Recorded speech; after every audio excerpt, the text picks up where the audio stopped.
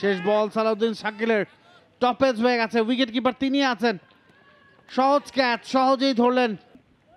Salauddin Shakil continue করছেন টাইলক্সেন প্রান্ত থেকে, আরও একটা ভালো বল অফ স্টাম্পের বাইরে। ব্যাটসম্যানকে প্রলুব্ধ করার চেষ্টা করছেন ফুলার লেংথ ডেলিভারি দিয়ে, দেখে শুনে ছেড়ে দিয়েছেন ইয়ন ইয়াসিন। মাত্র ক্রিজে নেমেছেন, 3 নম্বরে ব্যাটিং করছেন আজকে। Bashundhara group presents Dhaka premier division cricket league 2024-25 powered by টাইলক্স।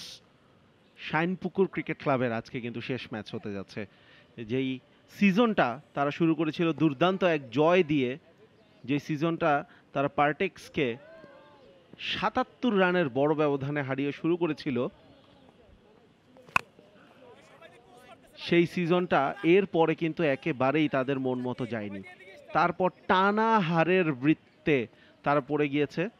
Walton আবারও মিলিয়নিয়ার অফারে ওয়ালটন ফ্রিজ কিনে আপনিও হয়ে যেতে পারেন মিলিয়নিয়ার। তবে একটা কথা আছে বাংলায়, যে শেষ ভালো যার সব ভালো তার। সিজনের শুরুটা যেমন রাঙিয়ে দিয়েছিল, শেষটাও তারা জয়ে রাঙাতে পারবে কিনা সেটাই হচ্ছে প্রশ্ন।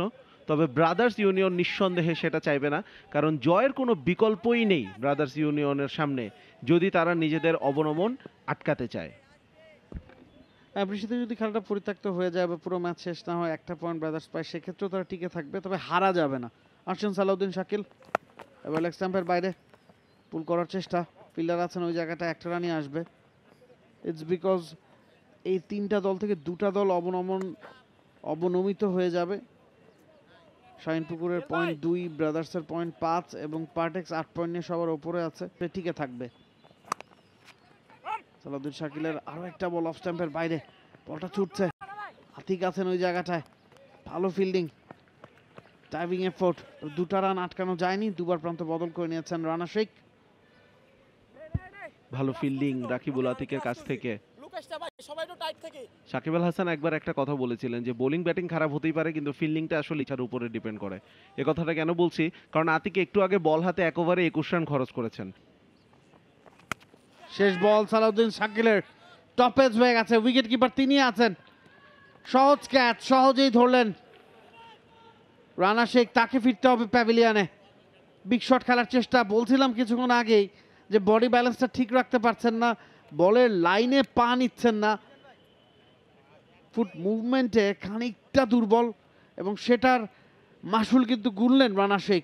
যে বাউন্সারটা সালাউদ্দিন শাকিল ঠুকে দিয়েছিলেন, চালিয়েছিলেন, তবে টপেজে উইকেট কিপারের হাতে সহজ ক্যাচ। এক্সট্রা বাউন্সে পরাস্ত করেছেন। বলছিলাম বারবার সালাউদ্দিন শাকিলের লাইন এবং লেংথের কথা, খুব ভালো চ্যানেল মেনটেন করেন, কন্ডিশনের কারণে একটু অতিরিক্ত গতি পেয়েছেন, অতিরিক্ত বাউন্স পেয়েছেন। রানা শেখ হয়তোবা ভেবেছিলেন শর্ট বলকে তিনি সীমানা ছাড়া করতে পারবেন, কিন্তু সেটা পারেননি, ফিরে যেতে হবে তাকে। 13 রান করেছেন, 42, 2 উইকেট হারিয়ে শাইনপুকুর ক্রিকেট ক্লাব।